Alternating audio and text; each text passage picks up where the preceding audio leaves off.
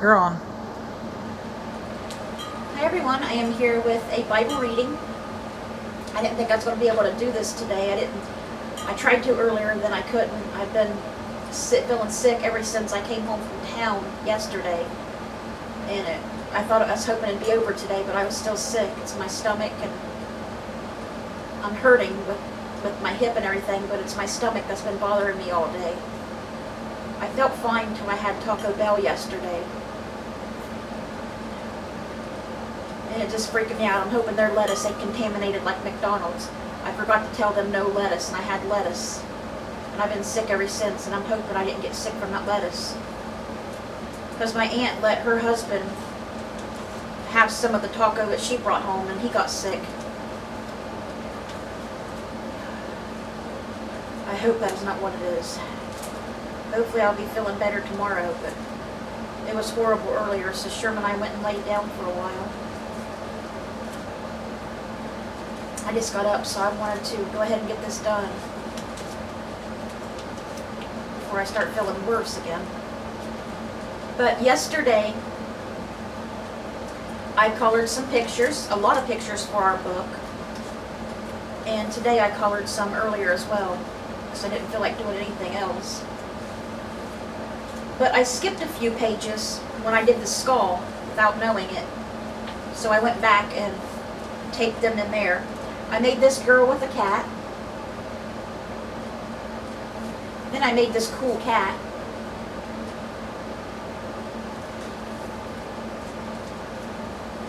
And I made this little girl blowing bubbles. Now this one here, I made this one like a few years ago, and I kept it in my bedroom because I kept meaning to hang it on the wall and never did. So I went ahead and put it in the book too.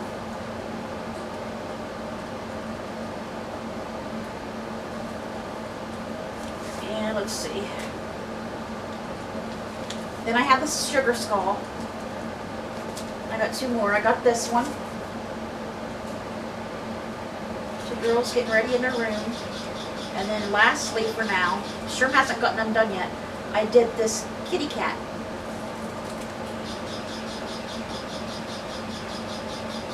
So those are our pictures for today. I'm going to try to do some more later, and I hopefully Sherm will too, because I don't feel like much doing anything else. What is that noise? Hey, let me see that. Show it to everyone. Dad got me this for my birthday. Mine now. For my birthday. Sherman kind of took it over. A little puppy. Look at the camera.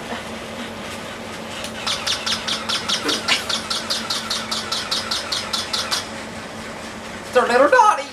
See our little tail wag?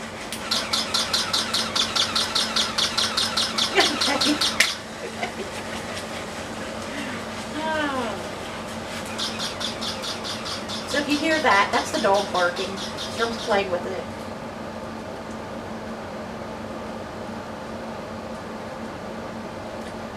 Today we're going to read 2 Corinthians chapter 8, verses 1 through 15. We are going to read Psalm 49 and Proverbs chapter 22, verses 20 and 21. Now he's playing with his horse.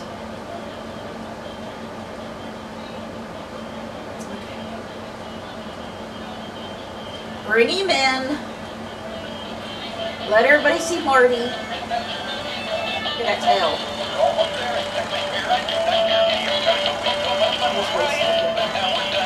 Show his face.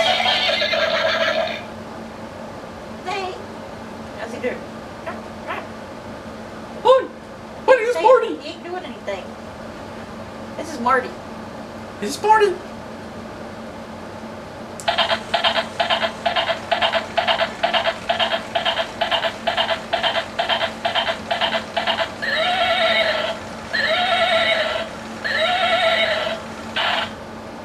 Okay.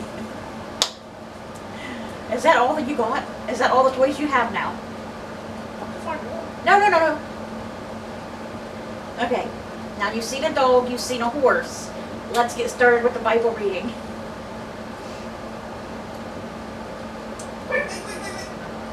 The collection for the Lord's people. It's what Paul will be telling them about today.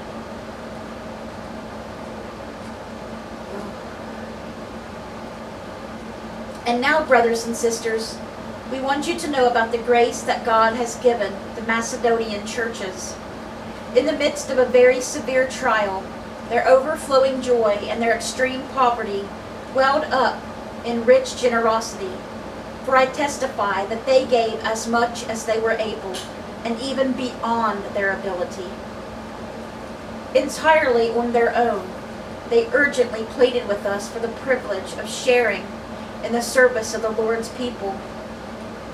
And they exceeded our expectations. They gave themselves first of all to the Lord, and then by the will of God also to us. So we urged Titus, just as he had earlier made a beginning, to bring also to completion this act of grace on your part. But since you excel in everything, in faith, in speech, in knowledge, in complete earnestness, and in the love we have kindled in you, see that you also excel in this grace of giving. I am not commanding you, but I want to test the sincerity of your love by comparing it to the earnestness of others. For you know the grace of our Lord Jesus Christ, that though he was rich, yet for your sake he became poor, so that you through his poverty might become rich. And here is my judgment about what is best for you in this matter. Last year you were the first not only to give, but also to have the desire to do so. Now finish the work so that your eager willingness to do it may be matched by your completion of it, according to your means. For if the willingness is there, the gift is acceptable, according to what one has, not according to what one does not have. Our desire is not that others might be revealed while you are hard-pressed, but that there might be equality. At the present time, your plenty will supply the need, so that in turn their plenty will supply what you need. The goal is equality.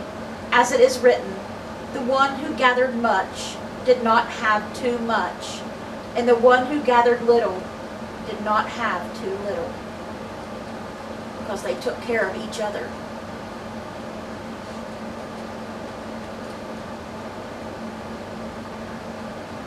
Alright guys, so that's where we're stopping with 2 Corinthians.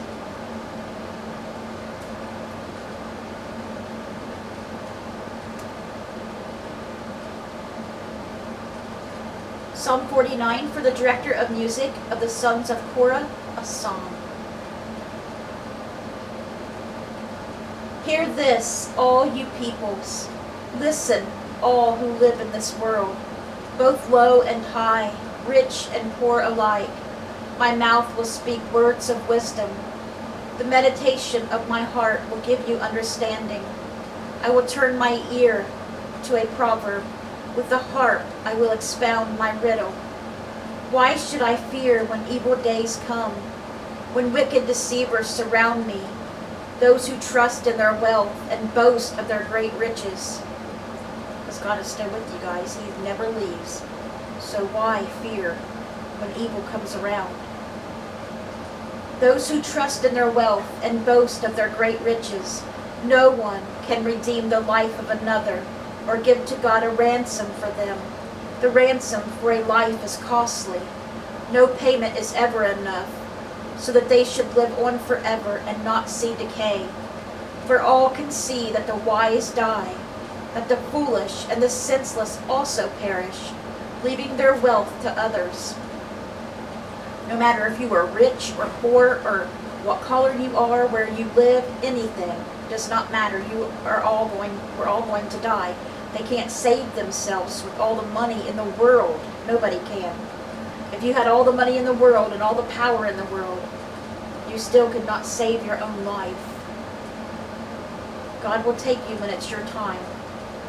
Whether that be short or long, you will go when God says. And where you go, to heaven or hell, is 100% your decision and no one else's. Because only you can do what you need to do with yourself.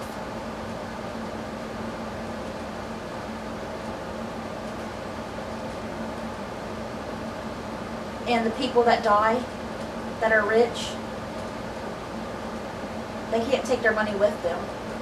Somebody else is going to get what they had when they were here. So why not help people while you are here? So, God will be like, what have you done for your fellow man when you go to heaven and God asks you that question? What have you done for your fellow man? Just hoarding up your money and buying foolish things? You going to tell that to God, or are you going to say, I use my money to help this person in that way, and to help that person this way? Help others with what you got while you can, because you cannot take it with you.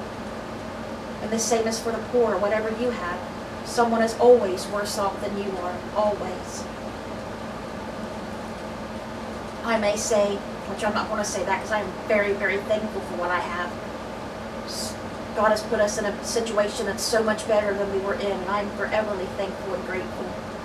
I love and appreciate every single thing I have right now.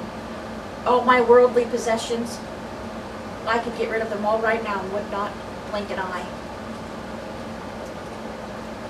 I don't need any of this stuff. I don't have much stuff of my own because I gave it away, or, this or that, because things like that don't matter to me. But let's just say that I complain because Sherman and I only have a 1-bedroom apartment. That's all we have. We don't have a big fancy house. We don't even have a car. We don't got no way to go anywhere. I could complain about all of that and more, but you know what? There's somebody out there, whether in our country or another country, they don't even have an apartment, a nice, safe building. They don't even have that to live in. They are sleeping on the cold, hard ground with no shelter. Just out on the street, people walking by them, not giving a care in the world. They have no food to eat that day, maybe for days. They have no way to take a shower. They have no way to get in from the cold or the heat. Just little things you take for granted. You're always better off than someone. Someone is always worse. And you should always help people when you can, and why you are here. Why you are here, because once you're gone, it's too late. You can say, I wished I would have done this, and I wished I would have done that. When God flashes that in front of you, what your decision made to that person. What your decision made for not helping that person, when you could have helped them greatly and made their life better. Or whether you did help them and make their life better. That'll all flash before your eyes when you die. And then it is too late. Make sure you got good things for God to see that you've done in your life. And not bad things or selfish things. Help as many people as you can while you are here, before it's too late. I don't care about having nice, fancy things. Just the littlest things, just the love of people means more to me than any physical object. Let's see. Sorry, I kept going on. I lost my place. Let's see. Here we go again. Their tombs will remain their houses forever, their dwellings for endless generations, though they had named lands after themselves. Don't matter how many places you got named after you here. Don't matter if you're the biggest, most popular celebrity in our world right now or later. You still got the same fate as everyone else. You can't buy your own life. You can't live forever.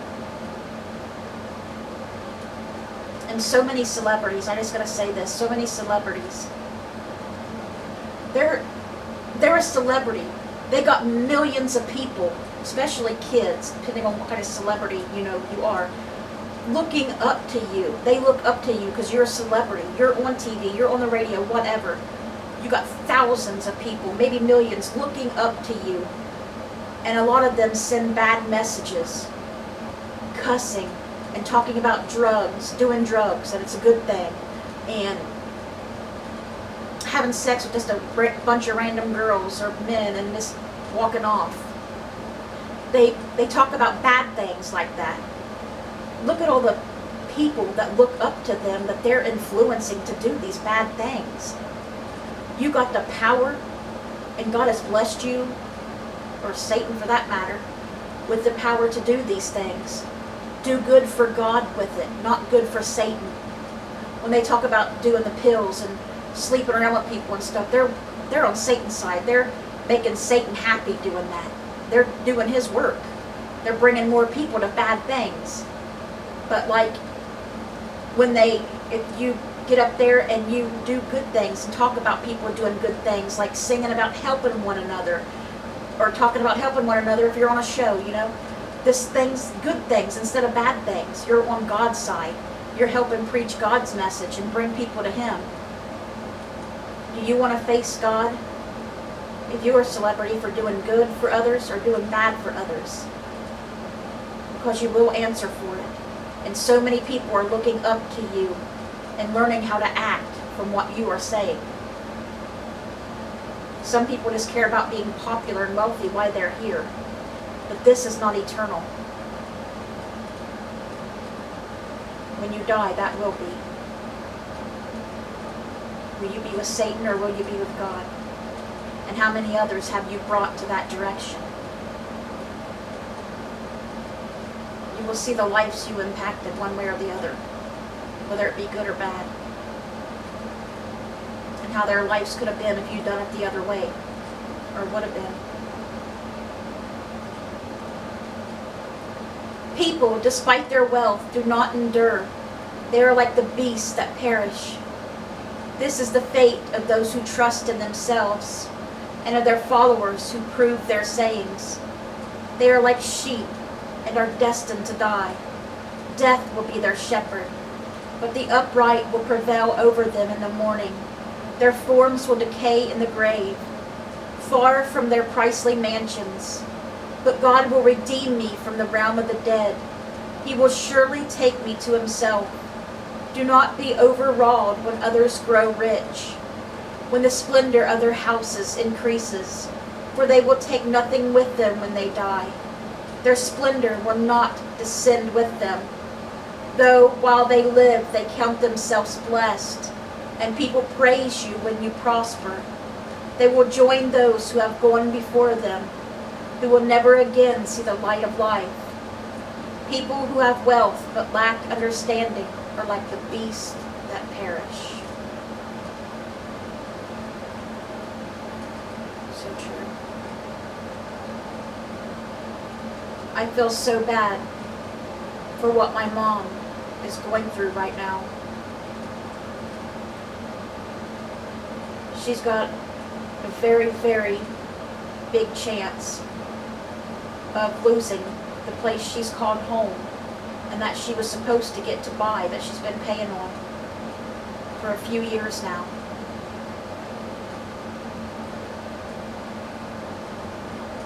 Some of you may know what it's like to be uprooted from your home and be made to leave and have to find somewhere else to live when you're happy where you are. If I had the money, I would buy that house for Mom, so she'd know she always had a place to go. Her and my niece, and my nephew too, if he wanted to live there. She would always have a place. My mom's had such a hard life, and I follow her in a lot of ways. She's never had a place to call her own, to know that she would always be able to stay and not be threatened to get kicked out or be kicked out again.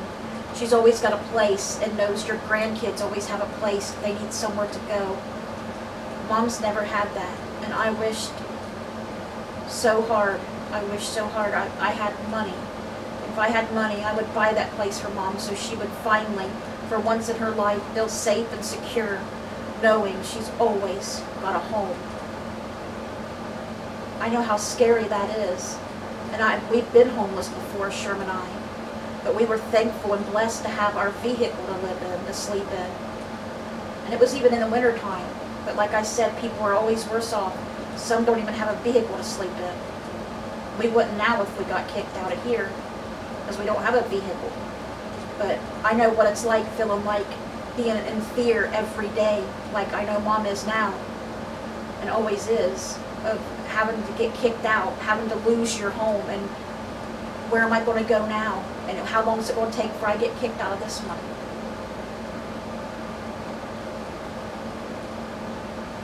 I hate Mom having to live that way. I know what it feels like, and I know what she goes through, because we go through the same thing, and I know how that feeling is. I know most of you would not want to see your moms go through that either. Always knowing they're in fear, never having nothing of their own. I just pray for a blessing for them, a blessing for someone or something to come their way and bless them with being able to have that house and stay there. Mom does so much to help others. She needs someone to help her now. And I wished I could do that. But I don't have the money to even buy the slightest thing. I got $20 to my name for the rest of the month to live on.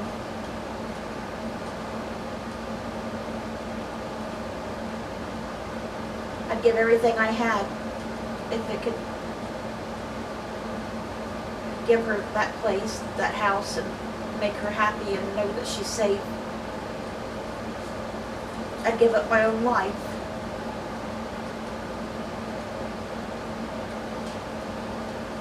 That's all she worries about. And you can tell in her voice, and that's all she talks about every day when you talk to her, and it just breaks your heart because you know that all the things that she's trying to do to be able to keep the place, it ain't going to work. She only wants you to think good thoughts for her. And I don't tell her nothing bad about it, but I know what she's doing that she thinks is going to work isn't going to work. Because it's just hearsay, it's not going to work.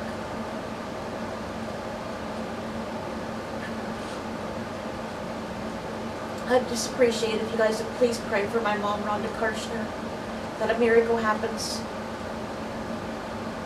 Someone as a miracle or something as a miracle comes and she gets to stay there and keep that house. And for my niece, Abby Myers, she lives with her as well.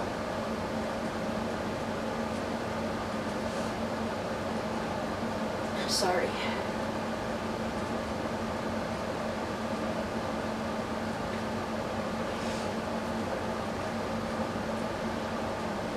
Okay, we are going to read Proverbs chapter 22, verses 20 and 21 right now. Have I not written 30 sayings for you, sayings of counsel and knowledge, teaching you to be honest and to speak the truth, so that you bring back truthful reports to those who serve you? That was continuing on with the 30 sayings of the wise, saying 1 from yesterday. Okay, everyone, that was our Bible reading. And I'm going to go to the prayer list. I got an update from my sister, my best friend, one of my best friends last night.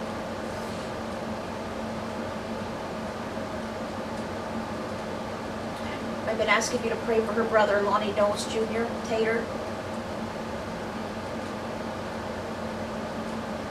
She updated me last night that the tumor was a stage 3 brain tumor. They couldn't get it all out, and it's a tumor that will keep coming back.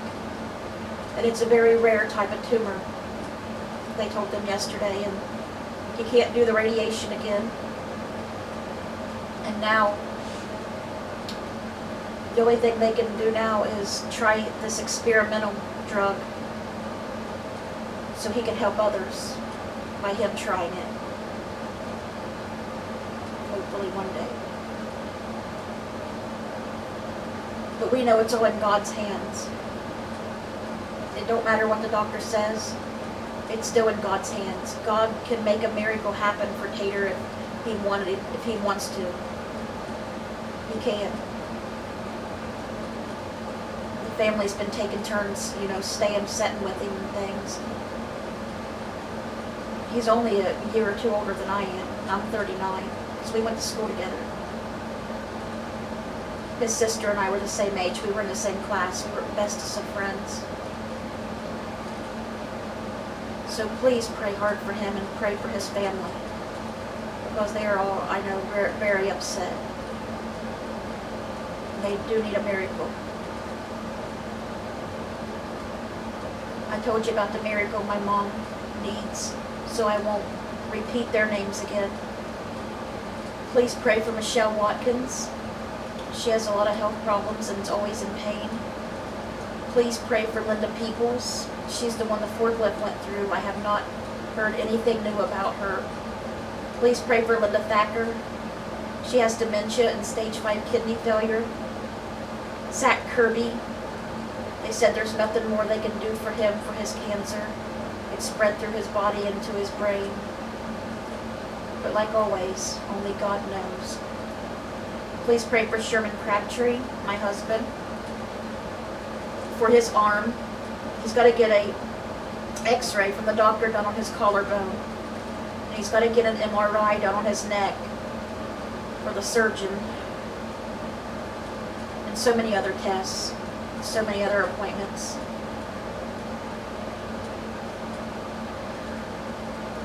Please pray for Cindy and Jim Welsh. Cindy's always in a lot of pain. She's in a lot of pain right now. Please pray for Dora Carper. She's a widow and lives alone, and she's a little older. Please pray for Elizabeth Jeffries. She did finally get a life alert necklace or bracelet, whichever. I've been after her to get one for so long, and I'm so happy she did. Because guys, she's 80 and she falls a lot. And sometimes laid there for hours until home health aide just happened to come. That's scary. She couldn't get up by herself. She was bleeding. I'm so happy she finally got a life alert. She lives alone. Please pray for Judy Thompson. I haven't heard from her in a while, and we're really getting worried about her because we stay in constant contact back and forth. We call her Granny Judy. Please pray for Barb Post. She has an immune disorder. Please pray for Judy Osborne. She has cancer. Please pray for April Thacker. She has a lot of health problems, chronic. Okay guys, and that was the end of the list today. I hope you guys have a great rest of your day. Great. I keep thinking today was Friday or Saturday. I don't know why all day long. But I hope you guys have a great weekend. Let's bring those souls to Jesus, and God willing, we'll see you guys again tomorrow with another Bible reading. Bye guys. God bless.